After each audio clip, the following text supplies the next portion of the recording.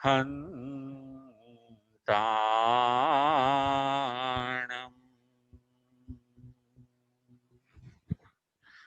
नमो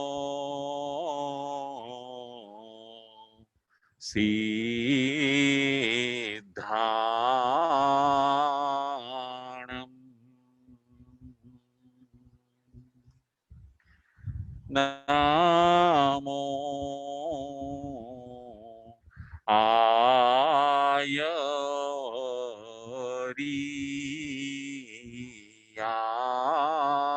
आयरीयाणम्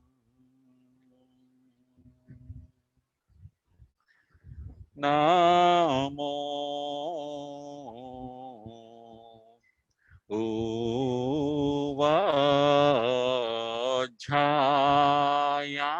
उवझायाणम् नमो लोये सव साहूणम्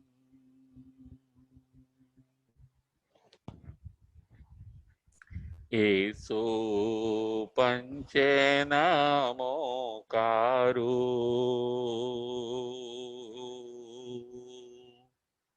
सव पावपणाशणो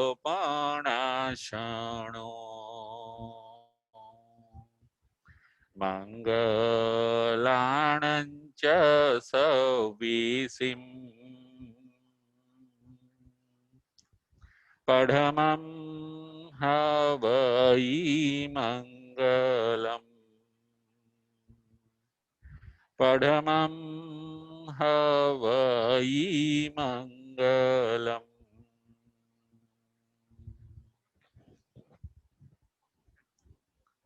सिद्धाणं नमो किच्चा संजयाणं च भावो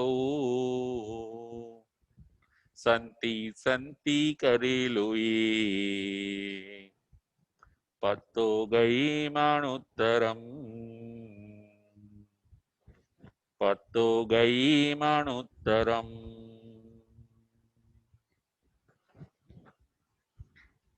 पंच परमेष्ठी भगवंतों ने भावपूर्वक वंदन नमस्कार करीने धर्म प्रेमी श्रावक श्राविकाओ उत्तराध्ययन सूत्र परमात्मानी अंतिम दिशना अध्ययन नंबर 29 प्रवचन नंबर 76 आजना प्रवचनનો વિષય છે सम्यक पराक्रमना 73 બોલો सम्यक पराक्रमना 73 બોલો એ આજના પ્રવચનનો વિષય છે सम्यक पराक्रम सम्यक पराक्रम એટલે શું पराक्रम બે પ્રકારના બતાવ્યા છે એક सम्यक पराक्रम અને એક મિથ્યા પરાક્રમ सम्यक पराक्रम सम्यक पराक्रम એટલે સાચી દિશામાં પ્રયત્ન सम्यक पराक्रम એટલે સાચી દિશામાં આપણો પ્રયત્ન સાચી દિશામાં આપણો પુરુષાર્થ એને કહેવાય છે सम्यक पराक्रम पराक्रम એટલે જીવનો પુરુષાર્થ જીવ પુરુષાર્થ તો કરે છે પરંતુ એ અવળી દિશામાં પુરુષાર્થ કરે છે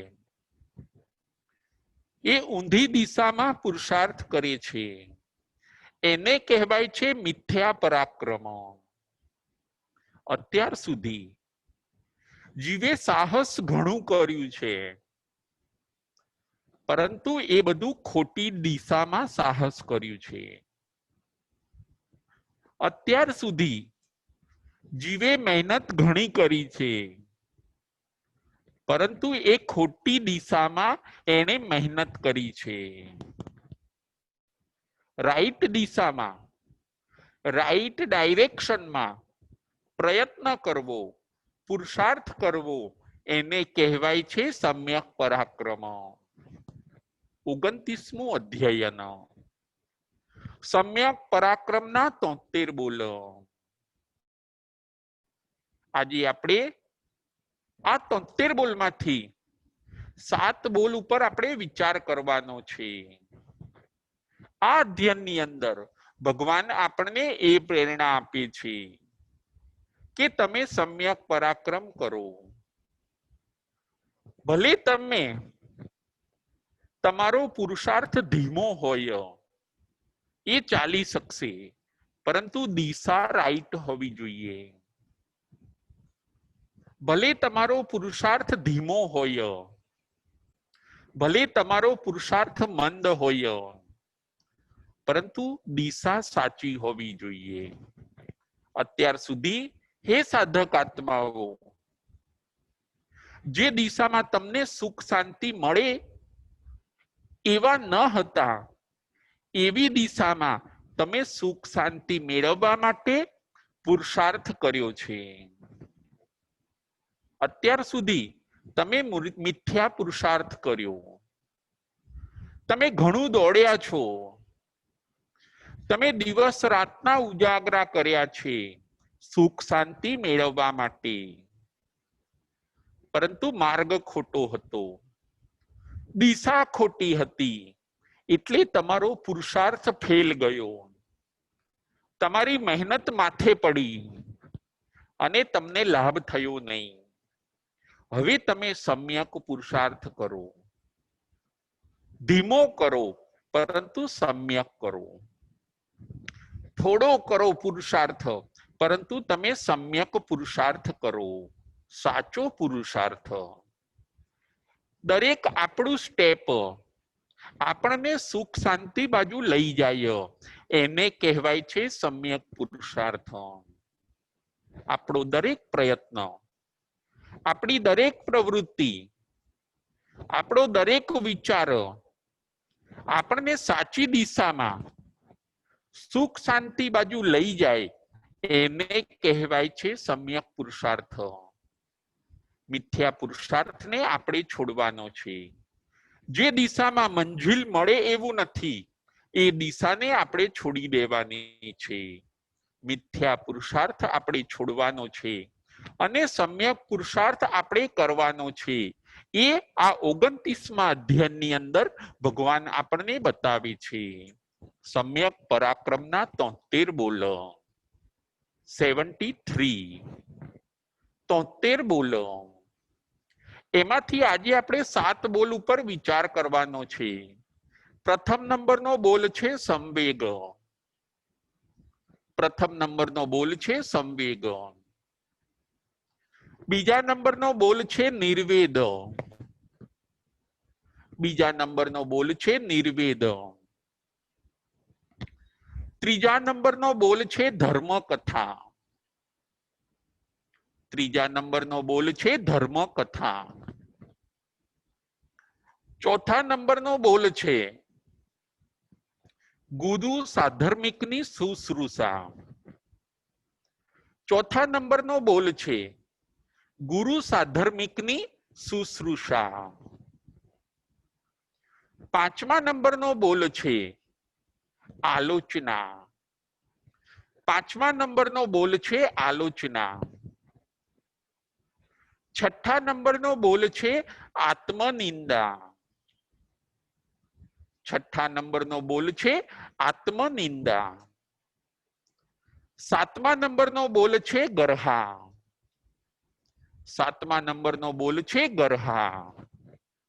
આ 7 બોલ ઉપર આજે આપણે વિચાર કરવાનો છે. પ્રથમ નંબરનો બોલ છે સંવેગ. સંવેગ એટલે શું? આપણને પ્રશ્ન થશે, સંવેગ એટલે શું? આ આખું અધ્યયન પ્રશ્ન અને ઉત્તર રૂપે છે. શિષ્ય પોતે પ્રશ્ન પૂછે છે કે હે ભગવાન, સંવેગ એટલે શું? અને હે ભગવાન, સંવેગથી જીવને શું લાભ થાય છે? ભગવાન કહે છે, સંવેગ એટલે મોક્ષની અભિલાષા. સંવેગ એટલે મોક્ષની અભિલાષા. અને આ મોક્ષની અભિલાષાથી જીવને શું લાભ થાય છે? ભગવાન એ બતાવે છે કે સંવેગની જો પ્રાપ્તિ થાય તો આ સંવેગની પ્રાપ્તિથી જીવને બે લાભ થાય છે. પ્રથમ નંબરનો લાભ છે કે અનંતાનુબંધી ચોકડીનો એ ક્ષય કરે છે. પ્રથમ નંબરનો લાભ છે અનંતાનુબંધી ચોકડીનો એ ક્ષય કરે છે. અને બીજા નંબરનો લાભ છે સંવેગનો બીજા નંબરનો લાભ એ જ ભવમાં મોક્ષે જાય છે. કદાચ એ જ ભવમાં મોક્ષે ન જાય તો ત્રીજા ભવની અંદર મોક્ષે જાય છે. સંવેગનો આ લાભ છે. પહેલા બોલની અંદર શિષ્ય પ્રશ્ન પૂછે છે કે હે ભગવાન, સંવેગ એટલે શું? અને સંવેગથી જીવને શું લાભ થાય છે? ભગવાન કહે છે, સંવેગ એટલે મોક્ષની અભિલાષા. અને આ સંવેગથી જીવને બે લાભ થાય છે. નંબર 1, અનંતાનુબંધીની ચોકડી. અનંતાનુબંધીનો કસાય ક્રોધ, માન, માયા, લોભ એનો જીવ ક્ષય કરે છે. અને બીજો લાભ એ છે કે એ જ ભવમાં જીવ મોક્ષે જાય છે. એ ભવમાં કદાચ ન જાય તો ત્રીજા ભવમાં મોક્ષે જાય છે. સંવેગનો આ લાભ છે. જુઓ સંવેગની તાકાત. સંવેગ એ ભાવ છે. આત્માની અંદર આવતો એ ભાવ છે મોક્ષાભિલાષા. મારે મોક્ષે જવું છે એવો ભાવ, એને કહેવાય છે સંવેગ. મારે મોક્ષે જવું છે, મારે આ દુઃખોથી છૂટવું છે, મારે જન્મ મરણના ફેરામાંથી બહાર નીકળવું છે, મારે શાશ્વત સુખ મેળવવું છે, મારે હવે દુર્ગતિઓની અંદર હેરાન નથી થવું. મોક્ષાભિલાષા, મોક્ષની અભિલાષા, એને કહેવાય છે સંવેગ. અને જ્યારે આવો પ્રબળ સંવેગ આવે છે ત્યારે જીવ અનંતાનુબંધી ચોકડીનો ક્ષય કરી કાઢે છે. દર્શન મોહનીય કર્મને તોડી કાઢે છે. ક્ષાયિક સંકિત મેળવે છે. એ જ ભવમાં મોક્ષે જાય છે. કદાચ એ ભવમાં મોક્ષે ન જાય તો ત્રીજા ભવની અંદર મોક્ષે જાય છે. આ છે સંવેગની તાકાત. હે ભગવાન, સંવેગથી જીવને શું લાભ? ભગવાન આ લાભ બતાવે છે. સંવેગ, વેગ, સમ્યક વેગ. વેગ એટલે જીવની દોડ. મારે મેળવવું છે. વેગ એટલે ફોર્સ. જીવનો પુરુષાર્થ જાગે એને કહેવાય છે વેગ. સાચી દિશામાં વેગ પકડે જીવ, એને કહેવાય છે સંવેગ. સંવેગ એ બહુ ઊંચો ગુણ છે. સંવેગ એટલે મોક્ષાભિલાષા. આપણે અત્યાર સુધી મોક્ષે કેમ ન ગયા? કારણ કે આપણે મોક્ષની અભિલાષા ન કરી. મોક્ષે જવું જ છે એવો આપણે દ્રઢ નિર્ણય ન કર્યો. આપણે સંવેગની પ્રાપ્તિ ન કરી એટલે અનંતાનુબંધી ગઈ નહીં અને આપણે મોક્ષે ન જઈ શક્યા. જો આપણે નક્કી કરીએ કે આપણે મોક્ષે જવું જ છે, આપણે જો મોક્ષાભિલાષી બનીએ તો ચોક્કસ કાર્ય થઈને જ રહે. જો આપણે નક્કી કરીએ તો કાર્ય થાય જ. કેમ ન થાય? અત્યાર સુધી આપણે મોક્ષની અભિલાષા ન કરી, આપણે સંવેગ ન લાવ્યા, આપણે નાની નાની વસ્તુઓની અભિલાષા કરી, નાની નાની સાંસારિક વસ્તુઓની આપણે ઈચ્છાઓ કરી, એ ઈચ્છાઓની પૂર્તિ કરી, એમાં સુખ શાંતિ માની, એમાં ભવોના ભવો નીકળી ગયા. મોક્ષાભિલાષા, મોક્ષની તમે અભિલાષા કરો, એને કહેવાય છે સંવેગ. જો જવું જ હોય તો હવે તમે અભિલાષા કરો, એમાં તમે લેટ ન કરો, એને કહેવાય છે સંવેગ. જો કોઈક કેદી હશે, એ પોતે જેલમાં રહે છે, પરંતુ એના ભાવ એવા હોય છે કે મારી સજા પૂરી થઈ જાય એવું તરત જ મારે ઘરે જવું છે. મોક્ષાભિલાષા, છૂટવાની એને અભિલાષા હોય છે. હવે મારે ગમે એટલી જેલ મોટી હોય, જેલ સારી હોય, જેલ સગવડ અને સુવિધાઓથી ભરપૂર હોય, છતાં પણ એને છૂટવાની અભિલાષા રહે છે. મારે ઘરે જવું છે. એનો વેગ, એનો પ્રયત્ન છૂટવાનો રહે છે. એ પોતાની વર્તણૂક એવી બનાવશે, એવું સરસ રીતે એ પોતે જેલમાં રહે છે કે એને કદાચ જો વહેલો છુટકારો મળી જાય તો પણ એ છૂટી જવા માટે તૈયાર છે. જેલનો કેદી હોય, એને જેલમાંથી મુક્ત થવાની અભિલાષા હોય છે. એમ સંસારી આત્મા, જેને હવે સંસારનો થાક લાગ્યો છે, આ ભવોમાંથી હવે જેને બહાર નીકળવું છે, આ સંસાર રૂપી જેલમાંથી જેને બહાર નીકળવું છે, આ સંસાર જેને કેદખાનું લાગે છે, એ આત્મા પણ આવો સંવેગ લાવીને એને પણ મોક્ષાભિલાષી બનવું જોઈએ. જે મોક્ષાભિલાષી બને છે એ જ મોક્ષને પ્રાપ્ત કરી શકે છે. જે સંસારના અભિલાષી બને છે એને સંસાર જ મળી જાય છે. આવું આ બોલની અંદર ભગવાન આપણને બતાવે છે. જુઓ, કોઈક બાળક હશે, એ બાળકને રમવા જવું હોય તો એનો વેગ એ બાજુ રહે છે. એની માતા કહે કે તું પહેલા લેસન કરી લે, પછી તારે જમવા જવાનું છે, પછી રમવા જવાનું છે, તો એ ફટાફટ લેસન કરી લે છે. એની પ્રવૃત્તિમાં એ ઉતાવળ કરે છે, એ લેસન પણ કરી લેશે કે મારે રમવા જવું છે. જુઓ, એને વેગ હોય છે. ઘરમાંથી જલ્દી મારે બહાર જવું છે, મારે મિત્રો સાથે જવું છે, ઘરના બંધનમાંથી છૂટીને મારે મિત્રો સાથે રમવું છે. મોક્ષના અભિલાષી જીવની પણ આવી જ દશા હોય છે. માતા કહે છે લેસન કરી લે, માતા કહે છે જમીને જવાનું છે, તો એ ફટાફટ જમી લેશે. એક પ્રકારનો એને વેગ હોય છે.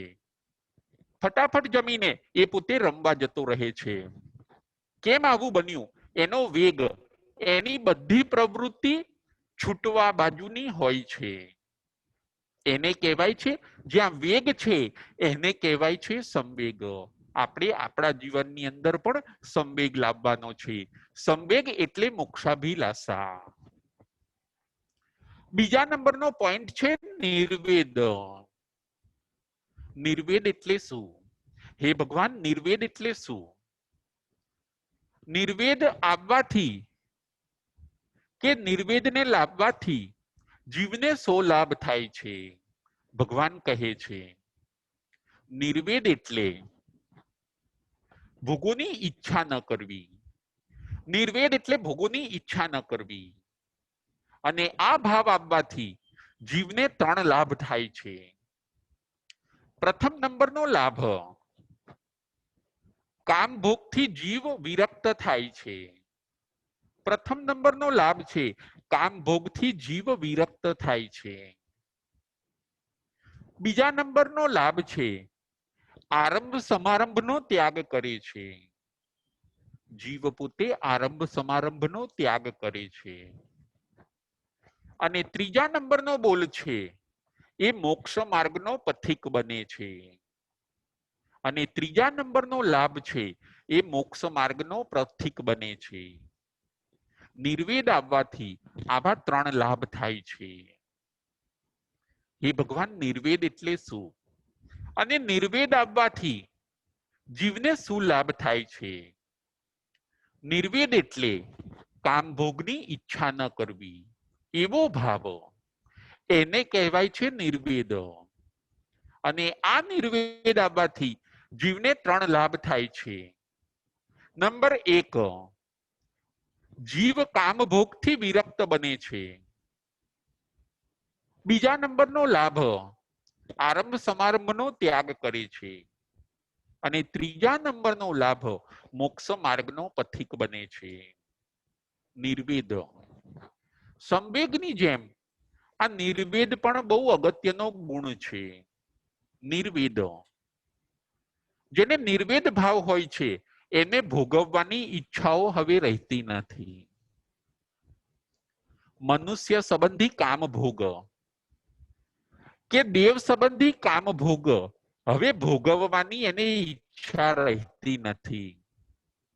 એ ભોગોને જોવે છે, જાણે છે, પરંતુ ભોગવવા એવો ભાવ એ કરતો નથી. કામ ભોગોની એને ઈચ્છા નથી રહેતી. એ કામ ભોગનો ત્યાગ કરે છે. 5 ઇન્દ્રિયના 23 વિષયોને એ છોડી દે છે. એમાં એ સુખ બુદ્ધિ માનતો નથી. એને કહેવાય છે નિર્વેદ. જો વેદના જે તોફાન હતા એ બધા ચાલ્યા ગયા, નિર્વિકારી ભાવ પ્રગટ થયો. વેદ 3 બતાવ્યા છે આપણા ત્યાં: સ્ત્રી વેદ, પુરુષ વેદ અને નપુંસક વેદ. વેદના તોફાન ચાલ્યા ગયા. નિર્વેદથી જીવ નિર્વિકારી ભાવને પામે છે. કામ ભોગોને જોવે છે, જાણે છે અને કામ ભોગોથી દૂર રહે છે. એનો ત્યાગ કરે છે, એનો જ્ઞાતા દ્રષ્ટા રહે છે. એને ભોગવું, એને માણવું, એમાં આસક્ત બનવું, એનો સંગ્રહ કરવું, આ બધી લપથી પોતે દૂર રહે. નિર્વેદ ભાવને જે પ્રાપ્ત કરે છે એ કામ ભોગોથી દૂર રહે છે અને 3 લાભને એ પોતે પ્રાપ્ત કરે છે. નિર્વેદ. 5 ઇન્દ્રિયના એ 23 વિષયોને છોડે છે. કાનથી બધું હું સારું સારું સાંભળું, રાગ થાય એવું સાંભળું, એવો ભાવ એને રહેતો નથી. આંખોથી હું બધું જોવું, આંખોથી મારને રાગ વધે એવા દ્રશ્યો જોવું, એવા ભાવ નિર્વેદ વાળા આત્માને રહેતા નથી. સારી સારી સ્મેલો લઉં, નાકથી પદાર્થોને હું ભોગવું, એવો ભાવ નિર્વેદ વાળા આત્માને રહેતો નથી.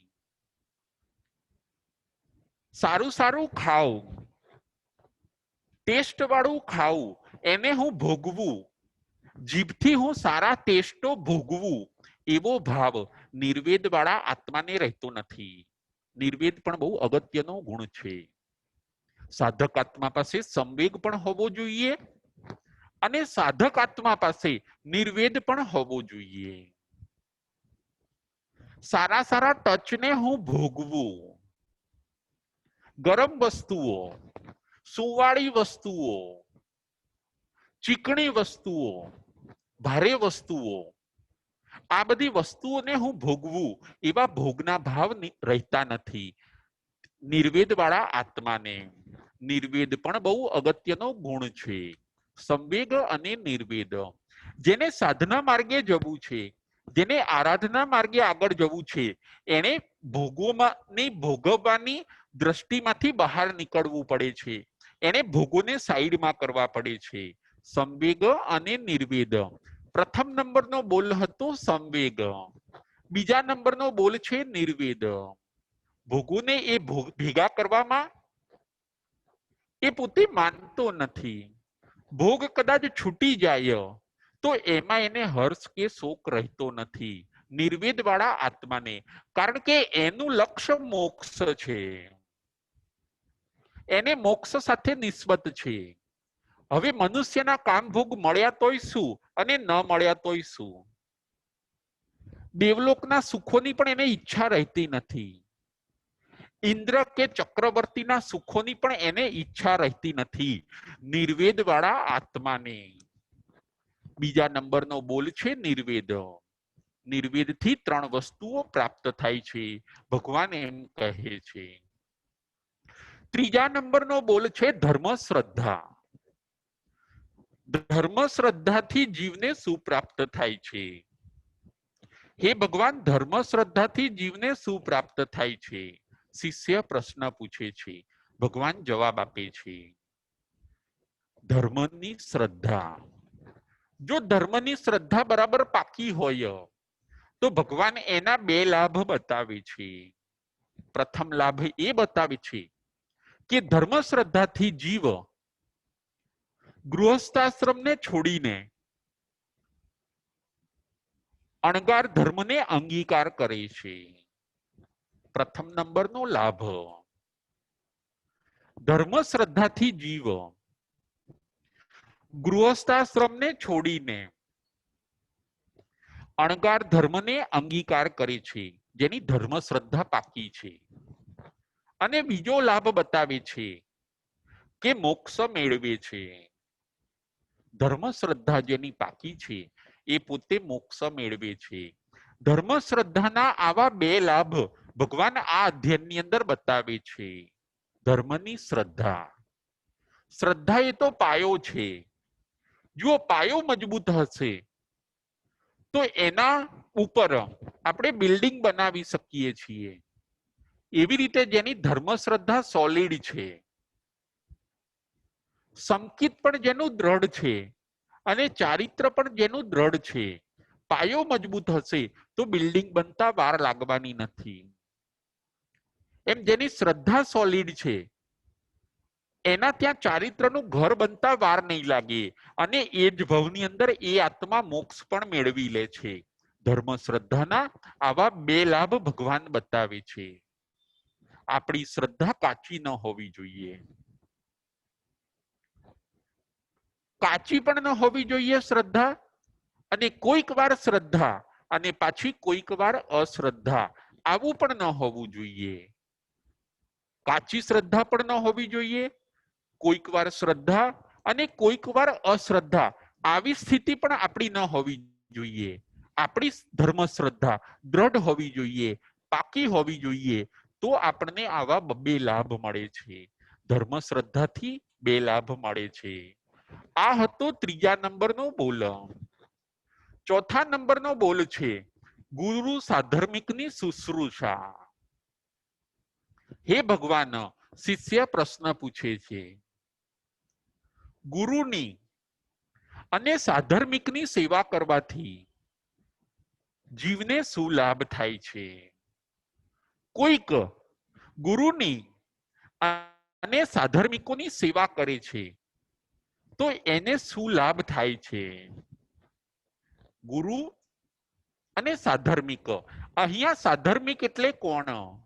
અહીંયા સાધર્મિક એટલે કોને સમજવાના? તો કે ગુરુ અને એ ગુરુના જે બીજા શિષ્યો છે એને અહીંયા સાધર્મિક સમજવાના. ગૃહસ્થાશ્રમની અંદર આપણે આપણા પરિવારના સભ્યોને સાધર્મિક સમજવાના છે.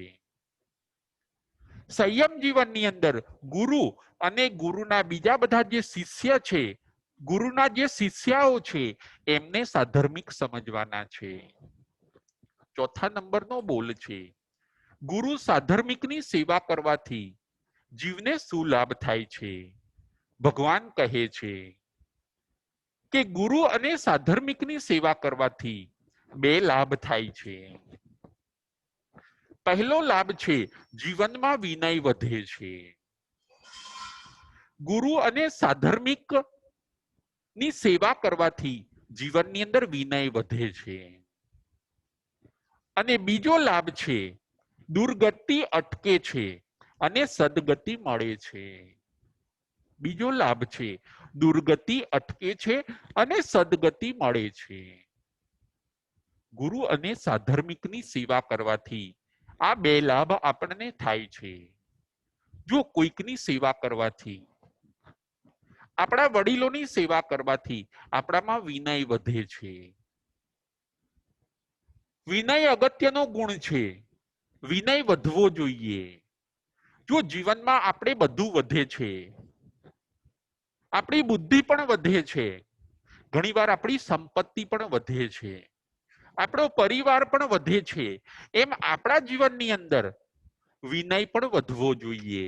વિનય કઈ રીતે વધે એ આ બોલની અંદર ભગવાન બતાવે છે કે ગુરુ અને સાધર્મિકની સેવા કરવાથી વિનય વધે છે. જેમ કોઈ પ્લાન્ટ હોય, કોઈક વૃક્ષ હોય, એ વાવ્યા પછી જો વધે નહીં તો આપણને ચિંતા થાય છે કે આ પ્લાન્ટ વધતું કેમ નથી.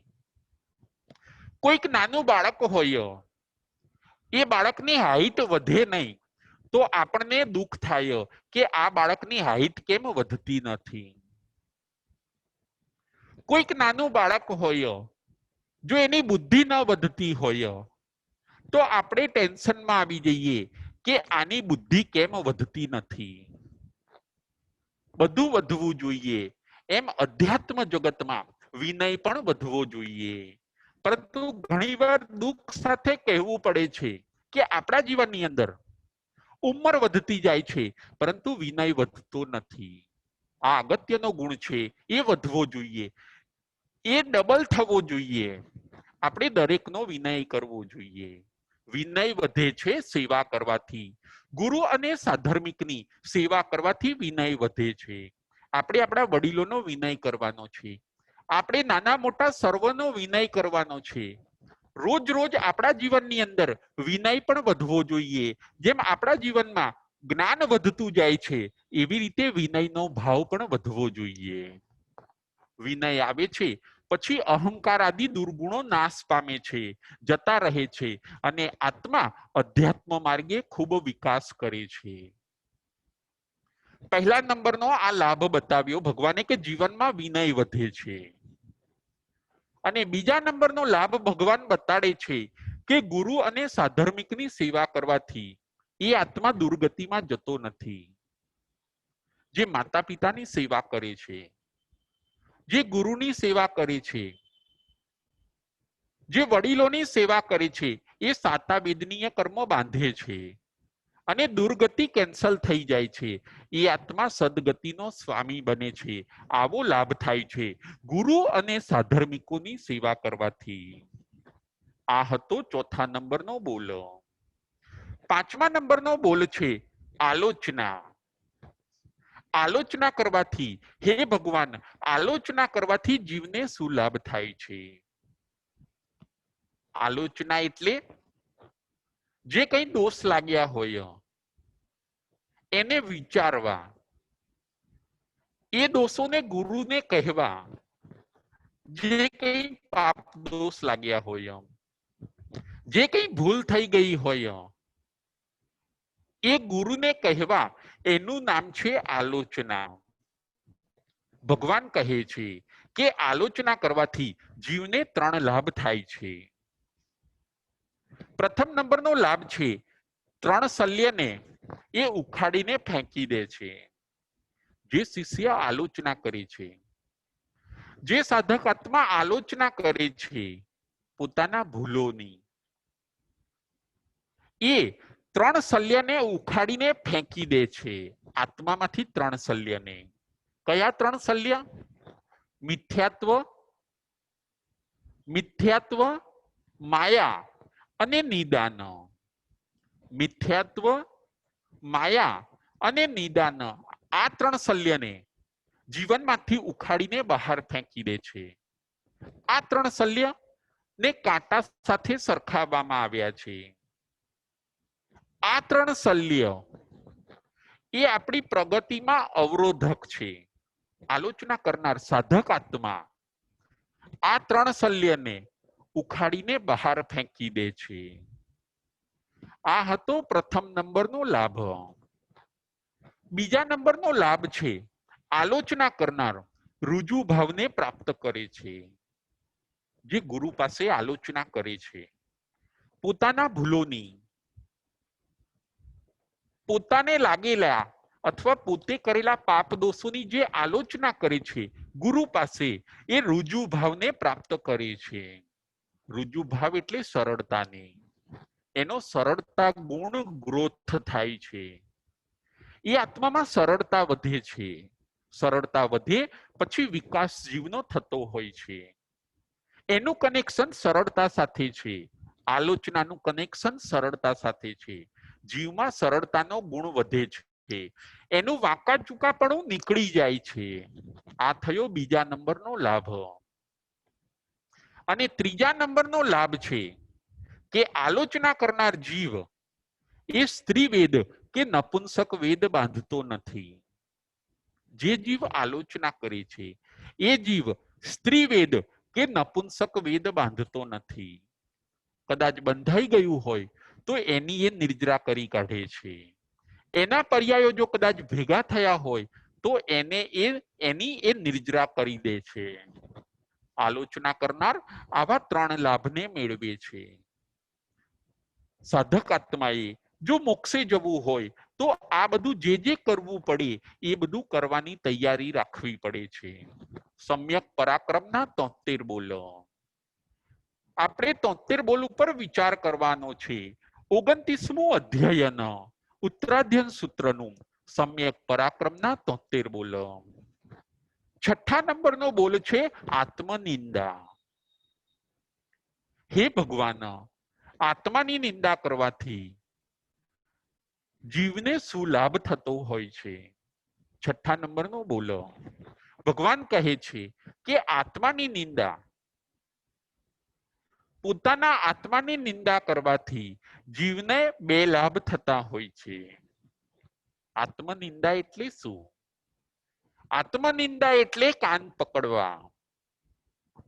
આત્મનિંદા એટલે પોતાની કંઈક ભૂલ થઈ ગઈ હોય એનો અહેસાસ થવો, એને કહેવાય છે આત્મનિંદા. મારાથી આ ખોટું થઈ ગયું, મારાથી આ ભૂલ થઈ ગઈ, મારાથી આ ન થવું જોઈએ, એને કહેવાય છે આત્મનિંદા.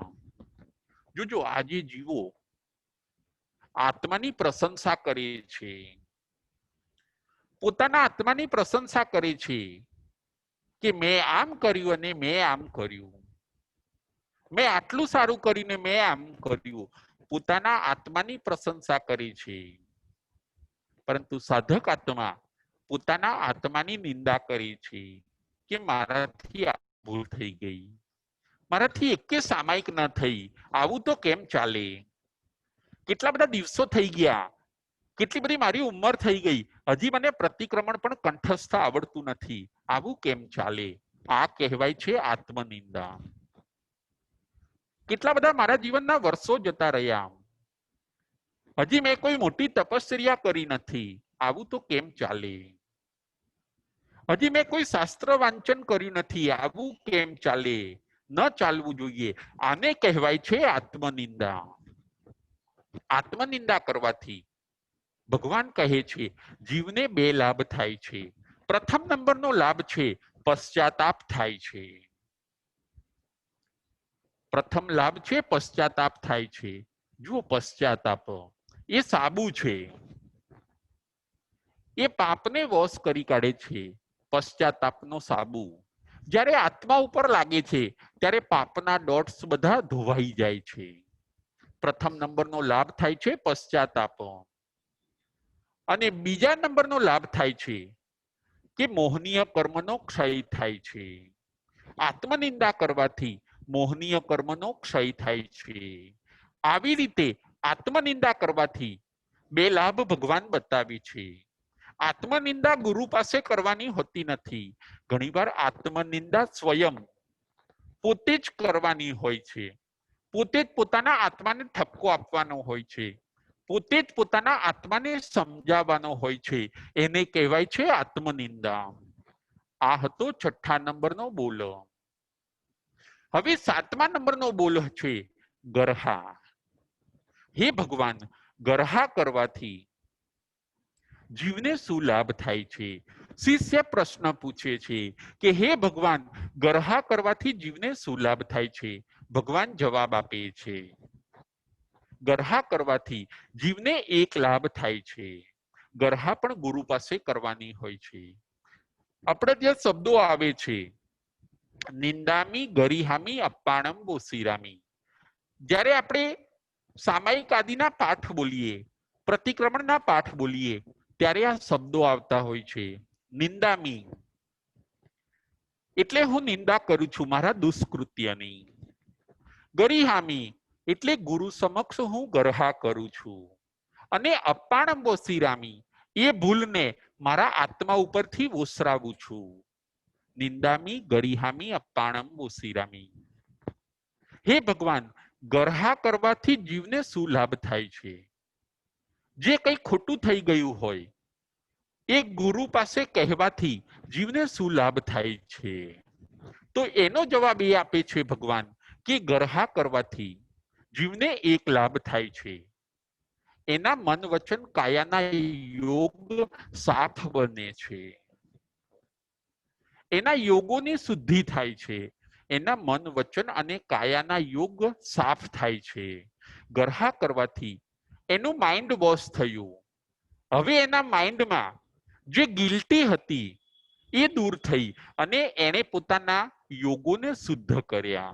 ગરહા કરવાથી મન વચન કાયાના યોગ સાફ થાય છે. આ હતો 7મા નંબરનો બોલ. આજે આપણે 7 બોલ ઉપર વિચાર કર્યો છે. આપણે પણ આમાંથી શું સમજવાનું છે? સંવેગ, નિર્વેદ અને ધર્મ શ્રદ્ધા, આ ત્રણને આપણે લાવવાના છે. સંવેગ એટલે મોક્ષની અભિલાષા, નિર્વેદ એટલે ભોગોથી વિરામ, ધર્મ શ્રદ્ધા હવે જીવનની અંદર પાકી લાવવાની છે. આ ગુરુઓની અને સાધર્મિકોની આપણે સેવા કરવાની છે. વડીલોને આપણે સાતા ઉપજાવવાની છે. તો એના લાભને આપણે પ્રાપ્ત કરી શકીશું. આત્માની નિંદા કરવાની છે, ગુરુ સાક્ષીએ આલોચના કરવાની છે અને ગરહા કરવાની છે. આલોચના, નિંદા અને ગરહા. અત્યાર સુધી આપણાથી જે કંઈ ભૂલ થઈ ગઈ હોય એની આલોચના આપણે ગુરુ સમક્ષ કરવાની છે. ઘણીવાર એવું બને કે આપણે કોઈકને હેરાન કર્યા હોય, આપણે ધર્મ ન સમજ્યા હોઈએ એટલે ઘણીવાર એવું બને કે આપણે કોઈકને તકલીફો આપી હોય, કોઈકને ઝઘડાવ્યા હોય, કોઈના ઉપર ખોટા આરોપ મૂક્યા હોય, જુઠ્ઠું બોલ્યા હોઈએ.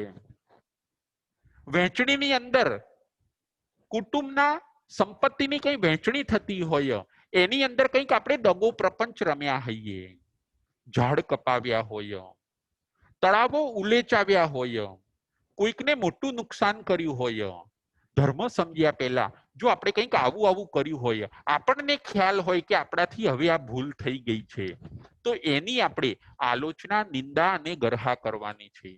તો આપણે આરાધક બનીશું. જો આલોચના, નિંદા અને ગરહા નહીં કરીએ આપણે તો આપણે વિરાધક બનીએ અને એ જે કર્મો બાંધ્યા છે એની સજા ભોગવવા પણ આપણે તૈયાર રહેવું પડે છે. એ બધાથી જો છૂટવું હોય તો ભગવાન આપણને આવો સરસ રસ્તો બતાવે છે, આલોચનાનો, આત્મનિંદાનો અને ગરહાનો. ગુરુને આપણે બધું કહેવું જોઈએ. જેમ આપણે ડોક્ટર પાસે જઈને આપણને ક્યાં દુખે છે, ક્યાં દુખે છે, શું ખાધું તું, કેવી રીતે દુખ્યું, શું થાય છે, એ બધું જેમ ડોક્ટર પાસે જઈને આપણે સરસ કહીએ છીએ, એ સદગુરુ પણ આપણા ડોક્ટર છે. એ આપણા આત્માના ડોક્ટર છે. એમની પાસે જઈને પણ આપણાથી જે પાપો થયા છે, જે દુષ્કૃત્યો થયા છે, જે ખોટું થયું છે, એ માઇન્ડમાં લાવીને પછી આપણે સદગુરુને કહેવાનું છે. સદગુરુ જે પ્રાયશ્ચિત આપે એ આપણે લેવાનું છે. આલોચના, નિંદા અને ગરહાના રસ્તે જઈને આપણે આપણા આત્માને પણ ક્લીન બનાવવાનું છે. સમ્યક પરાક્રમના 73 બોલ. આજે આપણે આવી રીતે 7 બોલ ઉપર વિચાર કર્યો. ભગવાનના આવા ઉત્તમ ભાવોને આપણે જાણવાના છે, સમજવાના છે અને જીવનની અંદર ઉતારવાના છે. સમ્યક પરાક્રમના 73 બોલ 73 એને આપણે જોવાના છે, સમજવાના છે, જીવનની અંદર ઉતારવાના છે. ઉત્તરાધ્યન સૂત્રના આવા સુંદર ભાવોને જે આત્માઓ સાંભળશે, સમજશે અને પોતાના જીવનની અંદર ઉતારશે એ ચોક્કસ પોતાના આત્માનું કલ્યાણ કરશે. બોલો મહાવીર સ્વામી ભગવાન કી જય.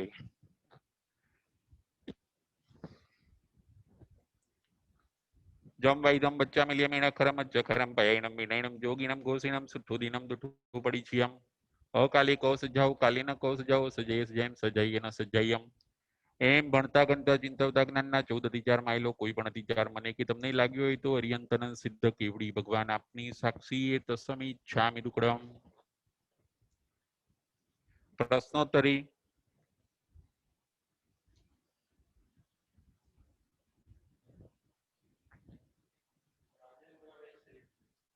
રાજેન્દ્રભાઈ શેઠ. પ્રણામ ગુરુજી. પ્રણામ. આપણે મોટા ભાગે આપણે ત્રીજા ભાવે મોક્ષમાં જે એવું કહીએ છીએ, હા, તો આપણે મહાવિદ્ય ક્ષેત્રમાં બીજો ભાવ સીધો મનુષ્ય થઈને ના જવાય? બરાબર છે, એવું થઈ શકે, પરંતુ આમ મોટે ભાગે શું છે રાજેન્દ્રભાઈ, એવું પણ થઈ શકે, પરંતુ આપણે કહીએ છીએ ને એ જ ભાવમાં મોક્ષે જઈ શકે. માનો કે એ જો ભાવમાં ના જવાય કદાચ, હા તો ત્રીજા ભાવમાં કહીએ છીએ બરાબર એના છે. કારણે.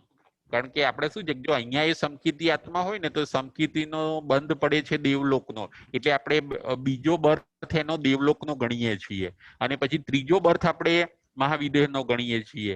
એટલે આપણે 3 ભાવ સમકીર્તિનો બીજો ભાવ મનુષ્યનો ના થઈ શકે? ના થઈ શકે. હા, સમકીર્તિ છે ને દેવલોકનું જ આયુષ્ય બાંધે રાજેન્દ્રભાઈ. એવું હોય? હા, મિથ્યાત્વી હોય ને, માનો કે અત્યારે હું મિથ્યાત્વી હોઉં તો એવું બને કે હવે અહીં મેં ધર્મ કર્યો, હવે અહીંથી કદાચ મહાવિદેહમાં જન્મ થાય, મનુષ્ય થવું, અને ત્યાં પછી દીક્ષા ને એવું બધું લઈને ત્યાંથી મોક્ષે જવું, એવું બની શકે. પણ જો હું સમકીર્તિ હોઉં તો અહીંથી દેવલોકમાં જવું. એટલે એવી રીતે છે રાજેન્દ્રભાઈ. એટલે ત્રીજે ભવે મોક્ષે જવાની વાત છે આપણા ત્યાં. ખ્યાલ આવ્યો? ખ્યાલ આવ્યો. હા, જય જીનેન્દ્ર. પ્રણામ.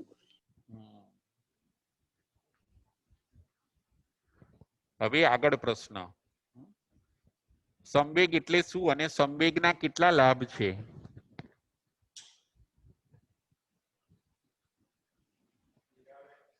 ગીરાબેન શેઠ. જય જીનેન્દ્ર. જય જીનેન્દ્ર. સંવેગ એટલે મોક્ષની અભિલાષા. સંવેગથી જ જીવને 2 લાભ થાય છે. અનંતાનુબંધિક ચોકડી છે તેનો જીવ ક્ષય કરે છે, અને એ જ ભાવમાં તે મોક્ષે જાય છે, અને નહીં તો એક ભાવના બદલે ત્રીજા ભાવમાં પણ મોક્ષે જાય છે. બરાબર છે, બરાબર છે, બહુ સરસ. Thank you. હવે નિર્વેદ એટલે શું અને એનાથી કેટલા લાભ થાય છે? નિર્વેદ એટલે શું અને એનાથી કેટલા લાભ થાય છે? મીતુબેન શાહ. જય જીનેન્દ્ર. જય જીનેન્દ્ર. નિર્વેદ એટલે કે ભોગોની ઈચ્છા ન કરવી. એમાં 3 લાભ થાય છે. પહેલો લાભ છે કામ ભોગથી જીવ વિરક્ત થાય છે. બીજો પોઈન્ટ છે આરંભ સમારંભનો ત્યાગ કરે છે, અને ત્રીજો પોઈન્ટ છે મોક્ષ માર્ગનો પથિક બને છે. એ તેનો અગત્યનો ગુણ છે. અને એટલે એમાં એ ભોગોની ઈચ્છા કરતા નથી ને 5 ઇન્દ્રિયોનો 24 વિષયોને છોડી દે છે. બરાબર છે, બરાબર છે. એને કહેવાય છે નિર્વેદ. ઓકે, જય જીનેન્દ્ર. જય જીનેન્દ્ર. હવે આગળ, ધર્મ શ્રદ્ધાથી જીવને કયા લાભ થાય છે? જીવનમાં જો ધર્મની શ્રદ્ધા લાવે તો એને કેટલા લાભ થાય છે? રાજેન્દ્રભાઈ સંઘવી.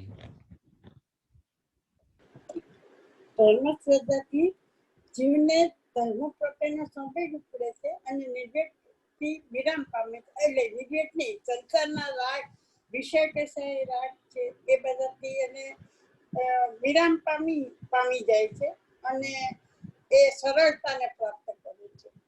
બરાબર છે, બરાબર છે. અને ધર્મ શ્રદ્ધાથી જ્યોતિબેન, ધર્મ શ્રદ્ધાથી શ્રદ્ધા થઈ તો જીવ ક્રમે મોક્ષ તરફ પ્રયાણ કરે છે. બરાબર છે. આગાર ધર્મ છોડીને અણગાર બને છે. કોઈને બહુ પાક્કી શ્રદ્ધા હોય તો આગાર ધર્મ છોડી દેશે અને અણગાર ધર્મ સ્વીકારશે. અને બીજો લાભ એ છે કે પોતે એ જ ભાવમાં મોક્ષે જાય, એવું પણ બની શકે. જેની શ્રદ્ધા વધારે ઉપડે તો એ પ્રાપ્ત કરી લે મુક્તિ. હા, શ્રદ્ધા એ શું છે જ્યોતિબેન? શ્રદ્ધા એ શું છે? પાયો છે.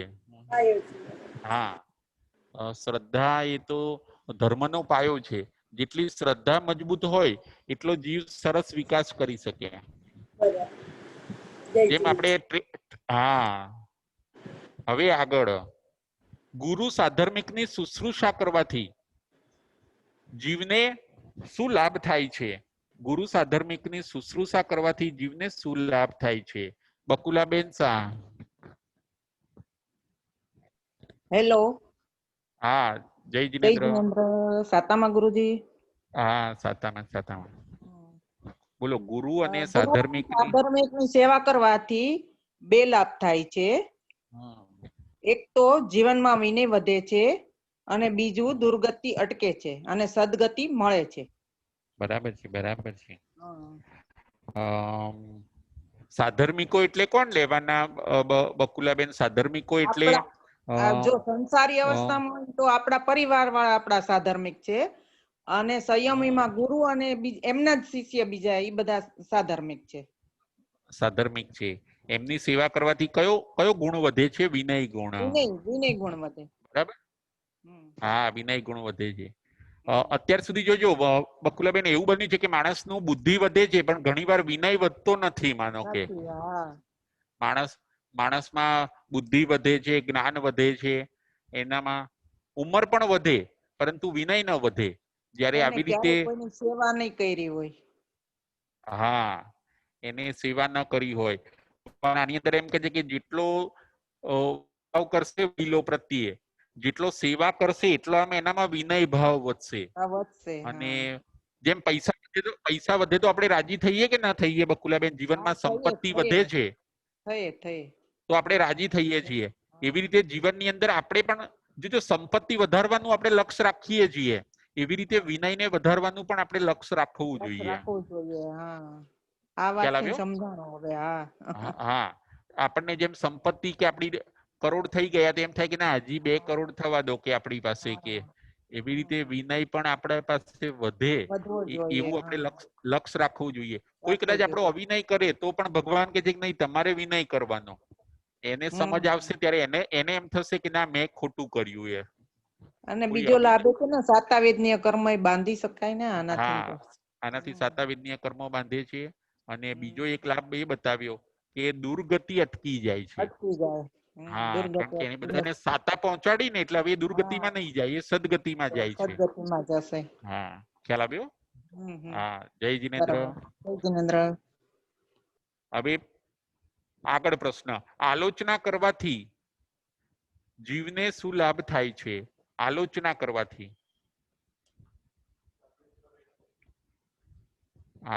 કરવાથી જીવને શું લાભ થાય છે? રાજેન્દ્રભાઈ શેઠ. પ્રણામ ગુરુજી. પ્રણામ. આલોચના કરવાથી 3 શલ્યને ઉખાડીને ફેંકી દે છે. મિથ્યાત્વ, માયા અને નિદાન. અને બીજો લાભ રુજુભાવને પ્રાપ્ત કરે એટલે સરળતા વધે. અને ત્રીજો લાભ એ કે સ્ત્રી વેદ કે નપુંસક વેદ બાંધે નહીં. બરાબર છે. આ 3 લાભ મળે છે. આલોચના જો જીવ કરી લે, જે કઈ ભૂલ થઈ છે એની ગુરુ પાસે શું કરવાની હોય છે? આલોચના પ્રગટ કરવા પડે ગુરુ જોડે. હા, ગુરુ પાસે પ્રગટ કરવા પડે. જેમ આપણે જો ડોક્ટર પાસે જઈએ તો આપણે બધું ડોક્ટરને કહીશું, રાજેન્દ્રભાઈ. તો એમ જે આપણે જો આપણા આત્માને સારો બનાવવો હોય તો સદગુરુને બધું કહેવું પડે છે. અને એ જે પ્રાયશ્ચિત આપે એ આપણે લેવાનું પછી. ખ્યાલ આવ્યો? જય જિનેન્દ્ર. જય જિનેન્દ્ર. આત્માની નિંદા કરવાથી કયા લાભ થાય છે? આત્માની નિંદા કરવાથી કયા લાભ પ્રાપ્ત થાય છે? બકુલાબેન શાહ. હેલો. હા, જય જિનેન્દ્ર. જય જિનેન્દ્ર. આત્મનિંદા કરવાથી 2 લાભ થાય છે. એક તો પશ્ચાતાપ થાય છે અને બીજું મૌનીય કર્મનો ક્ષય થાય છે. બરાબર છે, બરાબર છે. આત્મનિંદા જાતે પણ કરી શકાય છે બકુલાબેન. હા, ગુરુ પાસે કહેવાની જરૂર નથી, આપણે હા. અંદર જ આપણે કરવાની છે. આપણે જાતે જ કરવાની કે મેં મારાથી કેમ આવી ભૂલ થઈ, મેં આમ કેમ આમ કર્યું, મેં આજે સારું સામયિક થઈ નહીં મારાથી. હા સારું કેમ મારાથી છૂટી ગયું અને હું ખોટું કેમ અવારનવાર કરું છું. જો કરું જીવ છું. આવું પોતે વિચારે તો એને પશ્ચાતાપ થાય, પ્રતિક્રમણ થઈ ગયું. બકુલાબેન, એને પશ્ચાતાપ થયો ને એટલે પ્રતિક્રમણ થઈ ગયું. પ્રતિક્રમણ અને થઈ ગયું. એનું ભગવાન એમ કે છે કે આવું આત્મનિંદા કરનારી મોહનીય કર્મનો ક્ષય કરી કાઢે છે. કારણ કે પોતાની ભૂલ દેખાવી એ પણ બહુ અગત્યની વસ્તુ છે. અગત્યની વસ્તુ છે. ખ્યાલ આવ્યો? અને તો ભૂલ કોઈને દેખાતી જ નથી અત્યારે તો. બરાબર. અત્યાર સુધી આપણે આત્મ પ્રશંસા આપણી બહુ કરી બકુલાબેન, કે હું આત્મનિંદા નથી કરી, આત્મ પ્રશંસા જ કરી. મેં આમ કર્યું, મેં આમ કર્યું, મેં આમ કર્યું, પણ જે કરવાનું છે એ કર્યું નથી. હા બરાબર છે. ઘણી વાર અત્યાર સુધી કેટલા પૈસા વાપર્યા એ નહીં કે, પરંતુ દાન કર્યું હશે એ પોતે કહેશે કે મેં આમ દાન કર્યું. દાન કર્યું, ના દાન કર્યું. અત્યાર સુધી આપણે આત્મ પ્રશંસા કરીને બીજાની નિંદા કરી. હવે ભગવાન એમ કે છે કે નહીં, તમારા આત્માની નિંદા કરો અને બીજાની કરો, તમે બીજા પ્રશંસા કરો. આ બધું જે રીતે ગોઠવવાનું ભગવાન કે છે એ રીતે આપણે ગોઠવાઈએ તો જ આપણે સુખ શાંતિ મેળવી શકીએ. બરોબર છે. જય જીનેન્દ્ર. જય જીનેન્દ્ર. હા, હવે આગળ, ગરહા કરવાથી જીવને શું લાભ થાય છે? ગરહા કરવાથી જીવને શું લાભ થાય છે? રાજેન્દ્રભાઈ સંઘવી.